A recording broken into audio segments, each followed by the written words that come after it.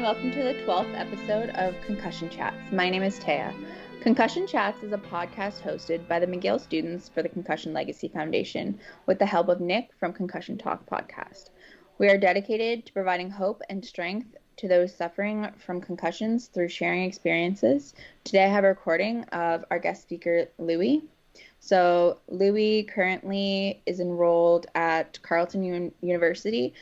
He's a former rugby player and athlete who retired prematurely due to numerous concussions. He now spends his time playing and listening to music, reading, and working out. All right. So, hey guys, my name's Louis. I guess today I'm going to tell you about my concussion journey. Like Taya said, I used to be a pretty competitive athlete, or Taya, sorry. So I used to be a pretty competitive athlete, and growing up, and I used to play everything from soccer. I ski raced. I played rugby. I did track cycling. I played football.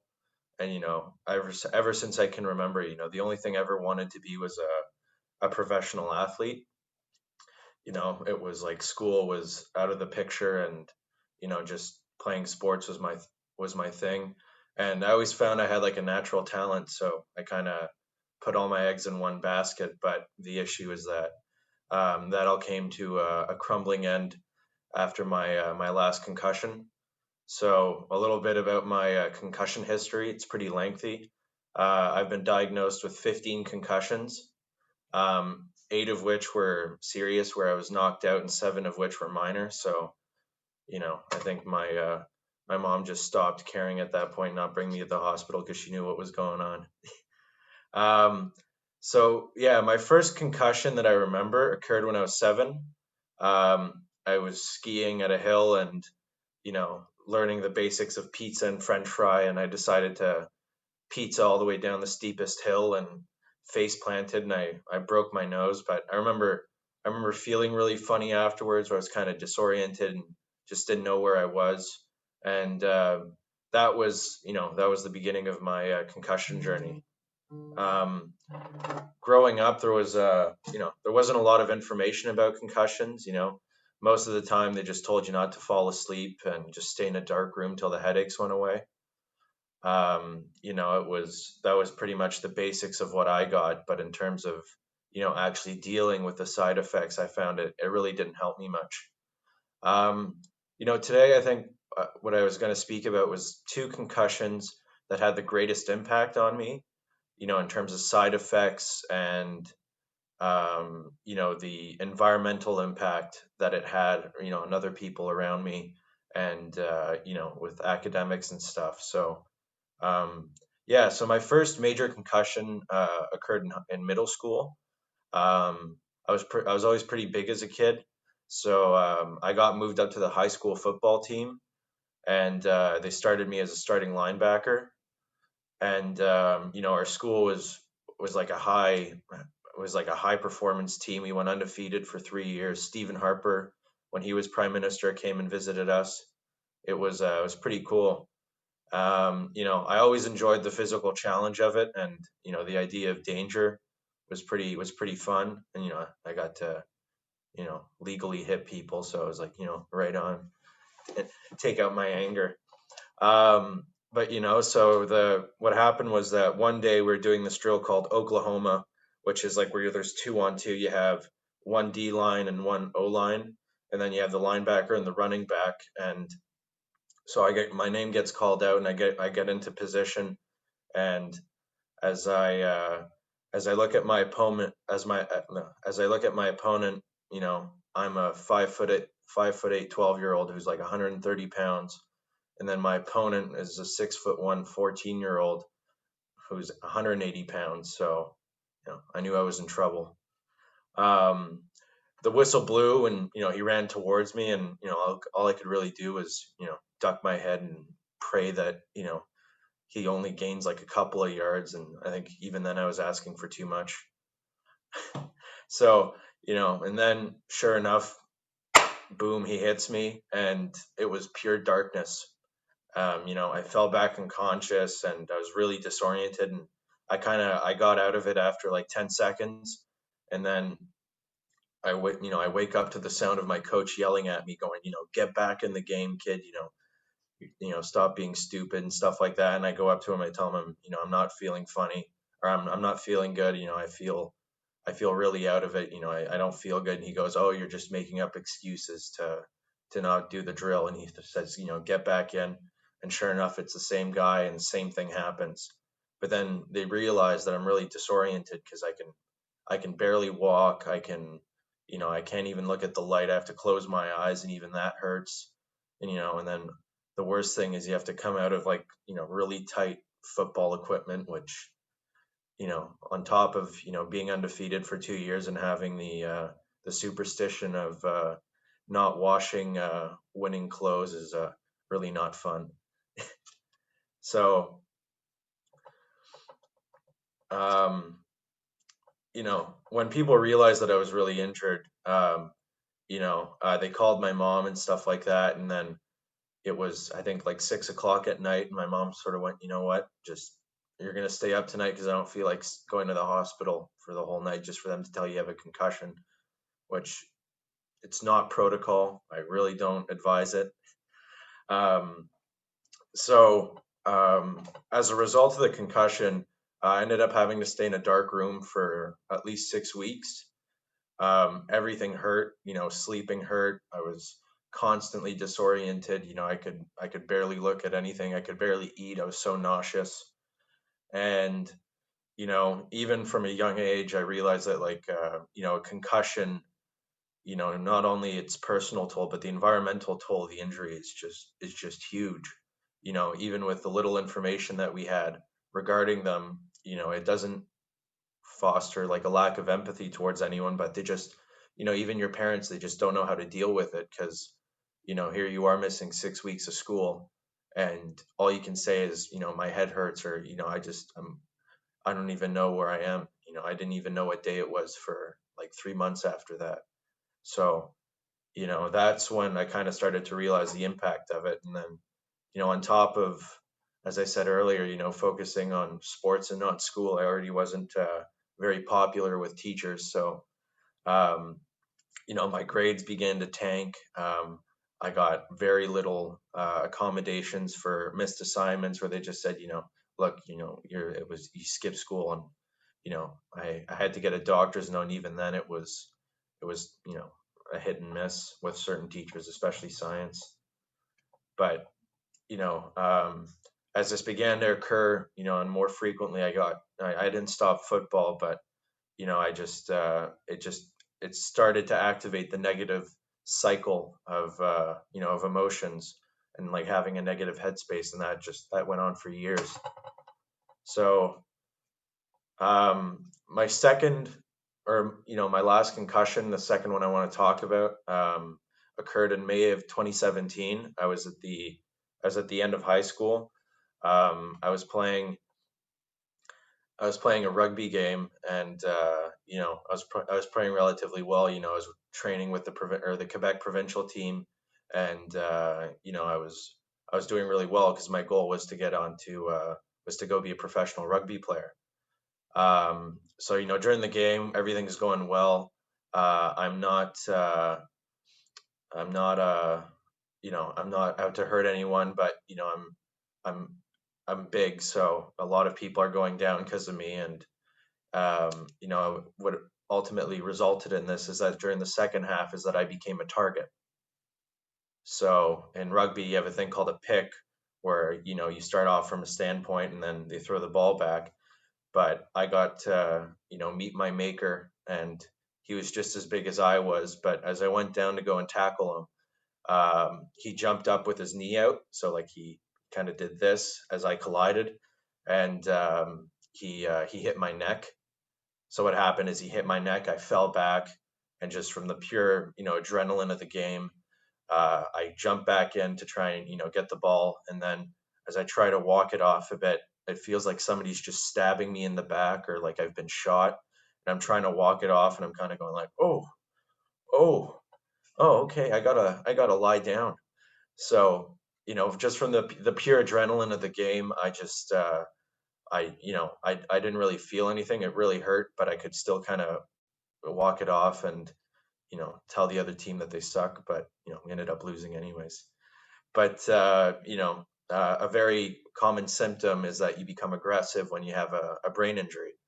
So, much to my dismay, I just wanted to go home and sleep, but they went, "Oh, you're going to the hospital." So as I drive to the hospital and I get into the emerge and I meet my dad there, he goes, "All right, get out of the car, let's go in." And my legs just all the adrenaline wore off, and I couldn't feel anything from my shoulders down.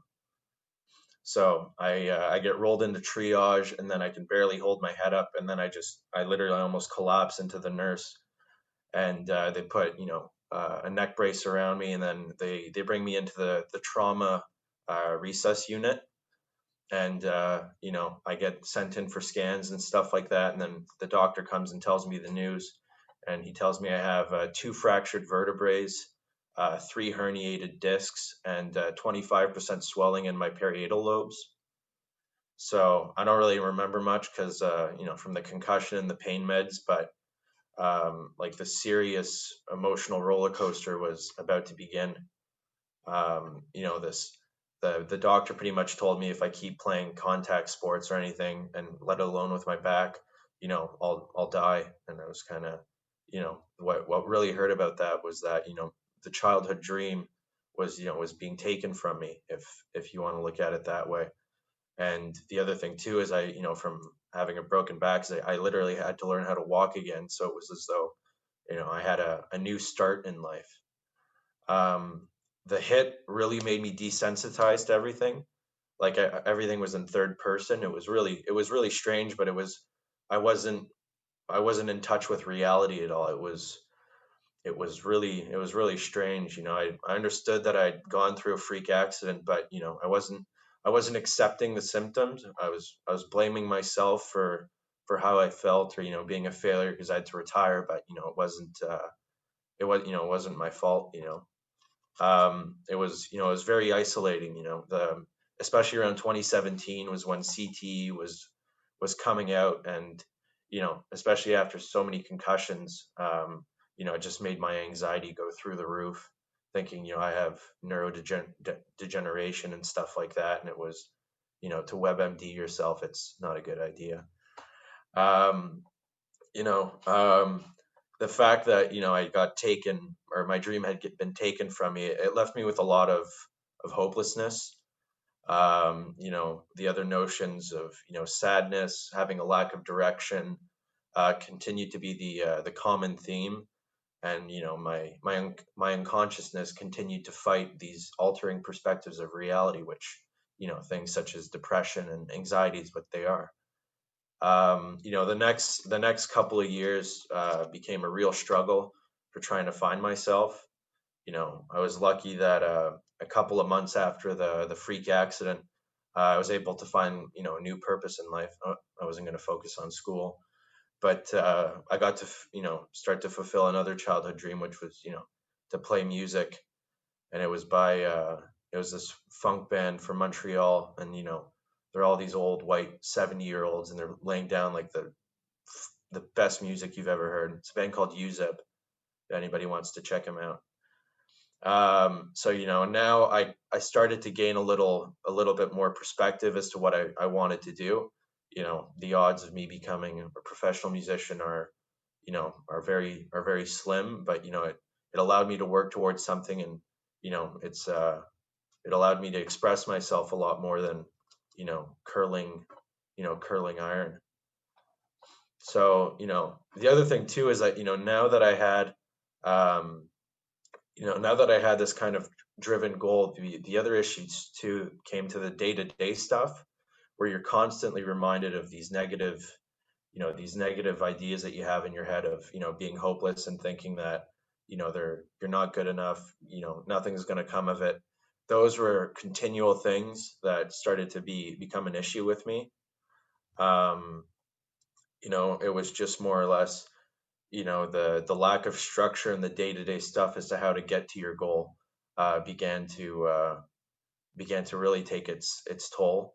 um you know um I began to notice that the more I fought these natural occurrences, the more self-critical and emotional I became, and I ended up being in a worse rut than I was before. But luckily, through reaching out to family, I was lucky enough that my godfather's a psychiatrist, so he could hook me up. So I got to go see a concussion therapist or something like that. I forget exactly what they were, but they dealt with concussions. And then I read the books I read were The Power of Habit, The Tale of Dueling Neurosurgeons, and Shaken Brain. Shaken Brain is really good. It focuses a lot more on on the concussion aspect, and then The Power of Habit is about self routine and showing how having a routine will really help you with day to day successes. And though not fully recovered, I mean, um, the things that I was going through, especially where being being desensitized, where I wasn't connected with reality, sadness due to quitting sports, all my all my family's in Europe, for example. So I'm very much on my own here. Um, the guilt of what happened, I'm blaming myself because they're saying, I didn't tackle the guy properly, and I'm going just because of one little mistake. I have chronic pain. I'm not trying to pity party, so no small violin. And then what I started to realize was that, what I was doing a lot was I was thinking a lot in the future and in the past. So what comes of that is nothing, in my experience. You get worried of what, you're gonna do, and then you don't know how to do it, but then you're basing it off of past experiences where you didn't really know what to do, or you haven't done it, where it's completely foreign. So it's an alteration of reality where it's not true. You're looking at it through a narrow lens, which is sadness or anxiety, or another form of symptom. Um, a big thing that started to help me was adding structure to my day. Just trying to set a target goal for waking up early, which you know doesn't work. I have insomnia, so it's kind of hit and miss sometimes, but exercising a lot, that really helps, because it kind of you always feel a lot better after you sweat it out. And the other thing too is that with a new goal in mind, and being in school, just trying to stay focused on the goal. It's just being in the here and now, really helps. It's just thinking of like, how can you get better today? Because if you think of doing that every day, after a week you'll be a week better. That's good math. But yeah, then I started taking supplements. So I don't recommend it for everyone because everyone's different, but I think I was taking magnesium. um, what else was I taking? Magnesium, especially vitamin B, vitamin D. I ate a lot of food with turmeric in it because it's an anti-inflammatory. And but the biggest one that I learned from all of this was acceptance. That was really the biggest key that came out of everything. Was on top of trying to work on being conscious and being in the moment, it really started to to connect all the dots where I could actually kind of say, what, I think I'm actually gonna come out of this somewhat all right. um, because I kept fighting my emotions. If I was feeling sad, or if I was, feeling angry because of what happened, it was just me refusing to accept the reality of what it was, and in doing so, you set yourself up for your own pity party. And I think of it as, you know, a victim mentality of going, oh, I'm a victim of a pretty bad accident, or at the same time, I can think of it as, well, it happened, and there's no real point in there's no real point in in fighting it, because it's what's done is done. But what can you do now? And that was a big thing for me to learn. And it's really tough. It's not it's I can't really compact 4 or 5 years of experience into 20 minutes, but it's really tough. But and the other thing too is, understand what you're going through. If you're depressed, you're depressed. It's, it'll go away. It's what I found with fighting it is that it prolonged it a lot more. Or as if you accept it really, and it's tough. You're getting the crap beat out of you, mentally. But if by accepting and kind of going, you know what, today today's a write off. I'm just gonna lay in bed and watch The Office, which is a good thing.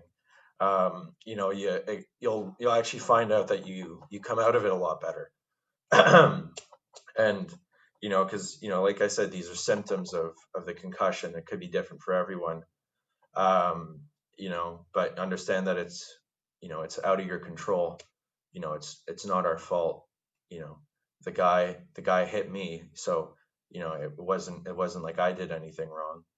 But that was the big thing I learned. And it's a harsh reality. Like for me, it took so my concussion was in the May of 2017. It took me about 6 months to fully be able to kind of walk like properly because I had delays in my feet. It was really weird. And just like even at the beginning of quarantine is when I kind of really started. So 3 years really was when I kind of started to finally snap out of this, third person reality. And it was very humbling because it almost felt as though I got myself back in a lot of ways because I wasn't proud of a lot of the stuff I did before. But and the other thing too, I didn't do it, or really I just went to a concussion therapist because they manage my symptoms. But start therapy right away. I think that's a huge thing that can really help with dealing emotions, and you can process it a lot better rather than start doing stuff that are like self-destructive habits, like staying out late, partying too much, because that really doesn't help. But and friends and family too. Another one last thing that I found was that I really got into this idea of thinking that people were out to get me because I was so paranoid. um, but the thing I realized is that a lot of your friends are care a lot about you. So to think that they're trying to hurt you, or that if you share personal information they're going to use it against you, I don't believe that to be the case. Your parents and your best friends always have your best interest.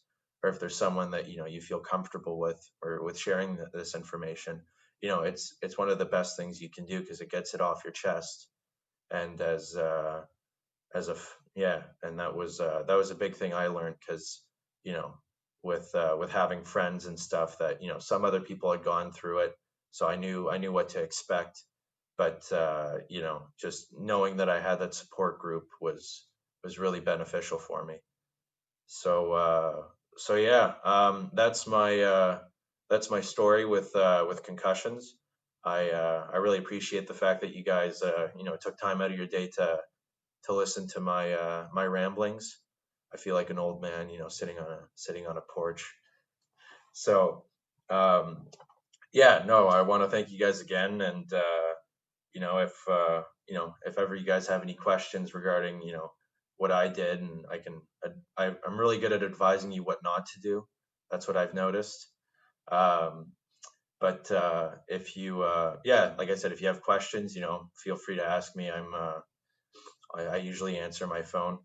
But no, thank you very much again, and all the best with your concussion recovery. Thanks so much, Louie, for joining us.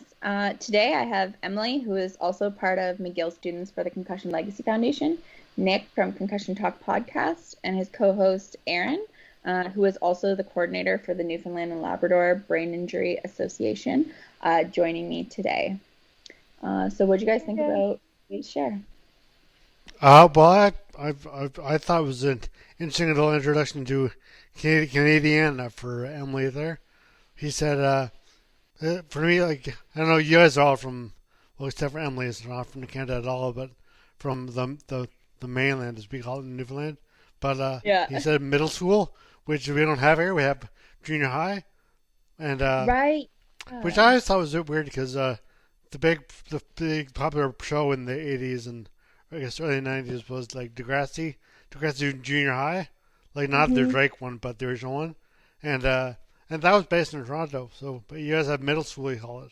Anyway, that's and he said right on, and he said something else that was Canadian. He did say right on. He did say right on. I was like, oh, I guess Emily, you know that, do you? You know some of the Canadian stuff, the little sayings Well, like you know the A. I hear right on. Yep. He did like he's from like not like that, but yeah. Anyway, but I thought it was interesting because Well, sorry, go ahead. I think he also lived in some other places for a while. Oh yeah. I know him. I think he lived in Well, he's from Quebec, right? somewhere overseas. Yeah. Oh yeah.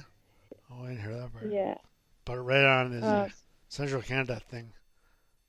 I love the state here too, but differently. But Yeah. I think one of the biggest things that stuck out to me, how many diagnosed concussions he has. 1. Yes. 2, that he's in school right now. He didn't talk about this much. He's in school to play music. He does like jazz, funk, guitar. he touched on that, but yeah. Yeah, not easy stuff. And the fact that I feel like he did such minimal amounts of concussion therapy and treatment. Or he doesn't remember. But it sounds like he was like, oh, I saw a concussion therapist for a bit. And how he talked about his biggest thing was acceptance. And Nick, maybe you can talk to this a bit, is your injury happened when there really wasn't any of this. Yeah, I was going to say. And you're pretty functional and all right. And it sounds like he's kind of like in a similar. I was thinking the same thing. Like, I mean, you said that I'm surprised how little concussion therapy he did, but I was surprised at how much like there's available now. Now it's like that's like wow, he didn't do very much. But when I was coming out of severe brain injury, it was just like, oh, that sucks. We'll try to get better, and they did. But I mean, there's no like, and there were like psychologists and stuff, but there's no like specialists that were just not like trained for specifically for brain injury or concussion. Like there were like neurologists and psychologists and stuff, but like, nothing. Yeah. But yeah, I also like the acceptance part and the acceptance of reality that like it's just it does suck. Like you do like a lot of stuff you mentioned, but actually the acceptance was talking about like societal things, as in like just when you're a teenager, or I guess he was a. Oh yeah, the other key thing he said was Stephen Harper, who I guess Emily was our prime minister from. He left in 2015. He lost the election and retired. Yeah. And he was prime minister from like 05, 06. Quite a few rounds, yeah. Some of that, or 04 maybe. Anyway, but that's not important. But yeah, but I got the thing he was talking about except like as in losing certain ability to do this and like to play sports, and now he's playing music and stuff, and but it seemed like a lot of stuff is like his friends and his family. It seemed more of a societal thing, and more of a lot of the stuff you're talking about was stuff that just anybody growing up would face, but it was exacerbated by concussion because you have different challenges, more challenges, and you lose the ability to do, like I was saying, certain things you'll lose the ability to do that, or the conscious ability to do that, and and yeah, so I mean, it's kind of exacerbated. Like you're saying how many concussions you had. And I think around the times like he was talking about grade 6, basically. Yeah, he was really young. Yeah, like 12 years old. It's crazy. Like the fact that he had like 8 knockout concussions, 7 other minor concussions, like, and that he is where he's at like today, and like he's able to like go to university and be like a functioning human being is amazing. And that rugby like concussion where like he had to like relearn to walk and Yeah, stuff in yeah, 2015, that was unbelievable. Like I couldn't believe that. Like when he said that like it was so bad and He was like he was paralyzed for a while. yeah, yeah, like holy shit. And that was only like May 2017. So it's not like it was super long ago either. His life I, honestly reminded me of a movie. Like, yeah, like yeah, surreal. Like it's crazy and it's yeah, amazing that, but like, also it's like so sad that like he's super young and like went through all that stuff and like and he just had the most his coaches and like stereotypical teachers. like experience of the concussion too. yeah, Yeah. Yeah, it was like you're forced back into the game. You had to do 6 weeks start room. Sports was valued more than school. Your teachers thought you were a bad kid because you didn't try. Like, Exactly. Yeah. And yeah, like did it and yeah, no, it's like the typical like textbook the way it goes, like when you have a concussion and how people treat it. And yeah, I don't know, it's just crazy to think about. And like I also like after his share, I said something about like I also used to play rugby and just like kind of like we're talking about like the rugby culture and stuff and like it makes it even harder like to be like told like you can't play, like you just I don't know, especially he wanted to be in like a pro athlete and that got taken away and it's just amazing that his share was awesome. Yeah. It like also just kind of I think with his share he was also able to like he touched on points that kind of like were relatable to everyone in some way or another. Like it wasn't just like for athletes or non-athletes or young people or anything. It was just like everyone could relate to some things in some way. yeah. He really brought up the. Go on. What are you saying? I was just gonna say some of the words that he had mentioned, like the self-blame, the isolation, the hopelessness. Like that was all general like themes that you were talking about that everyone could relate to in some way. Mm-hmm. Yeah, exactly. The self-blame is a rough one. Because with mine, it was like, and like I wasn't even, it really wasn't my fault. Like I was playing and somebody just ran into me. But it's still like, Yeah. It's something that I don't talk about much because I don't like to hang out on any feelings of regret because I really can't do that for myself. But it is like there were definitely moments of self-blame and even self-blame in the recovery, like blaming myself for how slow I was recovering or the fact that I felt like I couldn't read. These different things in my recovery continued. And he talked about that headspace that lasted a very long time. I really related to all of that. Do you guys find that a lot of time the self blame is a big part? Because I gotta say I honestly never had any of it really. I mean, now of course I hit a tree, but of course the trees. I mean, it was totally my fault. I mean, I didn't. The tree is just there. So I mean, yeah, the tree didn't jump out. Didn't have much fault in that. It was my fault. I was going down a hill and I hit a tree and like I mean, I sprang a sword to avoid someone apparently, but I don't remember that at all either. But maybe it's because I don't remember anything either. Maybe it's because that day is like a. But I never had self blame as nothing. Never, even during recovery, I just never had self blame. I guess that's because I'd never self blame. I remember blaming myself for the injury. Maybe. Yeah, maybe.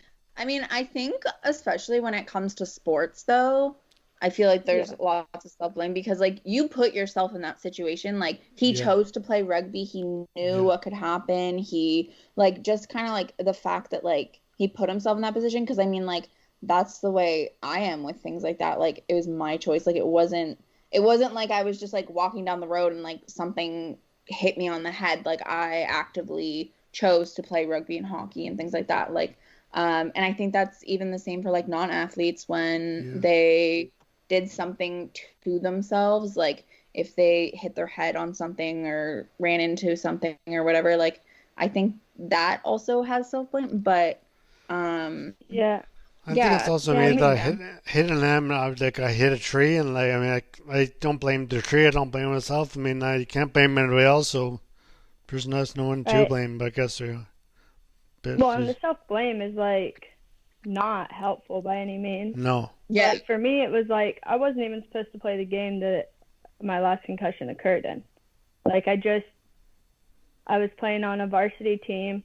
The JV goalie didn't show up, and I just offered to go play the JV game because I was bored. And So you're not a goalie. the other girl didn't know what was going on because I wasn't playing on the level I was supposed to be playing on, and it's just one of those things where like I can't, like it probably would have happened one day anyways, right? Like if it hadn't been that game, it probably would have been another game. And the self-blame is counterproductive at the end of the day. Yeah. And I think also being a student in a young age, as far as going through recovery and self-blame happening in recovery, I mean, like when your teachers don't believe you, when you aren't doing the grades you're supposed to do, but you're testing, okay on all these cognitive tests, and you're still not performing where you're supposed to perform. And like for Louis, when he got up after being knocked out, and his coach was like, "Get up, you're being stupid." Like, at you're in such a vulnerable state right after being knocked out to hear that, and I can imagine that just ingrains to an extent, and I think athletes hear that a lot and are expected. He was also younger too, like he was playing the high school league there. Yeah. And that's something I was going to say that I noticed in my playing is the concussion isn't the only injury I'm going to deal with for the rest of my life. Like I have a shoulder and neck issues and back issues. Plus you're sick now. You don't feel. Yeah. But I was like 12, 13 years old, and they sent me out just to go mess around with like the 17-year-old boys soccer team as a goalie. I was really, really small. Like I was 130 pounds, 5'2".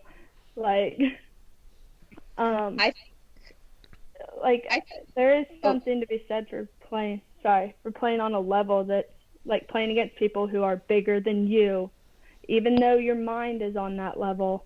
And I had somebody say to me, "Yeah, you're 13 years old playing mentally at the level of a 19-year-old. Your body can't handle it, though." Mm-hmm. Right. Yeah, exactly. And I think that that's also kind of more responsibility should be put on like the adults in that situation that are making the decisions to put these young kids, like he said he was in middle school, like that, and he was playing with high schoolers, and like he was like 100 pounds against like a kid who's 180. Like what? Like he hasn't even like hit puberty complete. Like he's not on the same level at all. And then he got hit, and he was told just to continue because that's the way it is in sports. Like you're just expected to keep going. And yeah, like you said, like you're at the level of 18-year-old when you're like 13, but just because you're at that level doesn't mean you should play with those ages. Like a comp team for your age would have been better, or what's a comp team? Like a competition? Okay. No, like like more competitive, like like AAA and like AA, things like that, like just like the different levels. Okay. But like things like that, I don't know. And a lot of it I feel like is on the adults for making the decision, which like obviously not like ripping anyone apart, but it's like almost like expected when little kids are playing with big kids. Yeah. And it sucks. No, I agree. There is a lot that needs to be done. Like we go into schools and we talk to these kids about concussions. What do they mean? At the end of the day, though, if your coach says, "Suck it up, get back on the field," how's a concussed 12-year-old gonna fend for themselves in that situation? Yeah, what's the youngest? I know you guys go into schools all the time and talk, but what's the youngest age that The you? youngest? The youngest is Yeah. what, like? Yeah. Sorry. Well, the youngest we'll do is like 5 or 6, but at that point, we're really just kind of Yeah. explaining the concept of your brain. Yeah. And Yeah. if your head hurts, if you're throwing up, if you're feeling dizzy, tell somebody. Like, we're really Yeah. just explaining, this is what your brain is. You can hurt your brain. If you hurt your brain, you'll feel like this. Go tell an adult. Yeah. And, at that point, like, you really hope the adult is Reasonable. listening. Yeah. But yeah, we do like really little ones and we act out and we try and keep it more interactive. Yeah. But that is more of like it's less of like the social cultural aspect But of it that we the age of someone who says, "Oh yeah, I had a concussion last week or a month ago or whatever," and there's like 12, like around 12, is that the age when they start really knowing that they did or they probably did or? I mean, I didn't know anything about like concussions until, honestly, I feel like university, when I really started to learn more about them. Like when I got my first like diagnosed concussion, I was in grade 9 playing hockey. I was on the ground. Some girl smashed me two-handedly over the head with her hockey stick down the center of my skull. And I was just told, like, I can't play for 2 weeks. Went to the doctor, got diagnosed with concussion, then went back to be allowed to play hockey again. And I didn't know anything about it. There'd been girls on my team getting concussions, and, like, I didn't know anything about it. Played rugby, and after a little while, I stopped telling people that I felt like I had a concussion because I just wanted to keep playing. Yeah. I was the same through high school into university when I played rugby, and until I started doing the group, I didn't fully understand concussions. I feel like it's, so I don't know if there's like an age you could say, Yeah. There is good news just now. like Aaron had to say. Yeah, that the health curriculum, at least in New Brunswick for sure, brings concussion and safety in at grade 6. Amazing. Yeah, Nice. I did a couple presentations, so. Did you? Heck yeah. Nice. If I had known in grade 6, oof. Yeah. Right. It would have been so helpful. That's not to say the 11-year-olds are going to listen to you, but at least they were informed. It's at least a seed that's planted in your brain, Yeah. and you know a little bit more.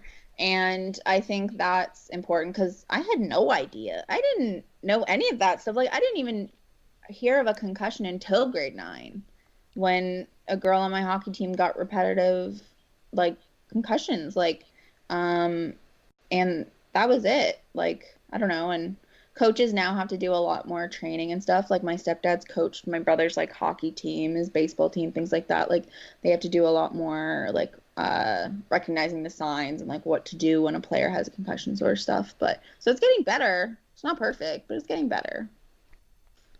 It is. That's awesome about New Brunswick, Aaron.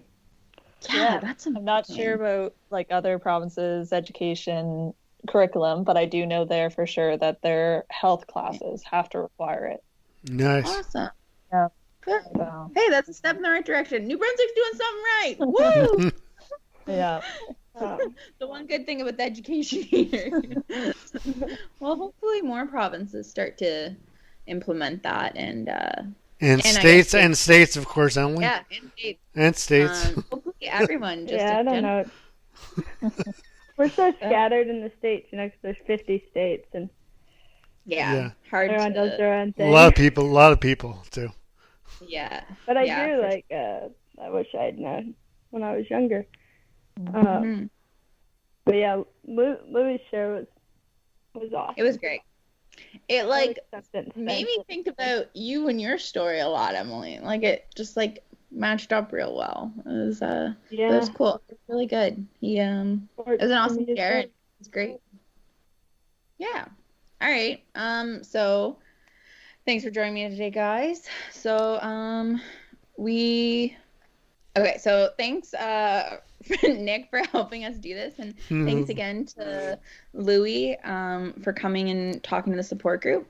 We'll have a new podcast posted Monday morning. Our upcoming podcasts can be found on concussiontalk.com, Spotify, YouTube, Apple Podcasts. You can find more information about our group on concussionmtl.com. Our peer-to-peer support group is free and open to everyone. We hold 3 weekly Zoom meetings in English, and then we just started one in French, which we That'd will be good. link in That'd the be. description.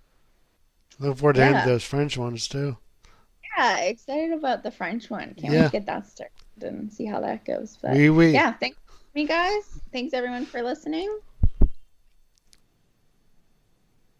HeadCheck Health bridges gaps in concussion care through simple, powerful technology. Join organizations like the Canadian Football League, Trek Factory Racing, the Canadian Junior Hockey League, Eastern Washington University, and Volleyball Canada, who rely on HeadCheck to improve communication and optimize care. Visit headcheckhealth.com for more. The music at the beginning of this podcast is by Ben Sound. www.bensound.com.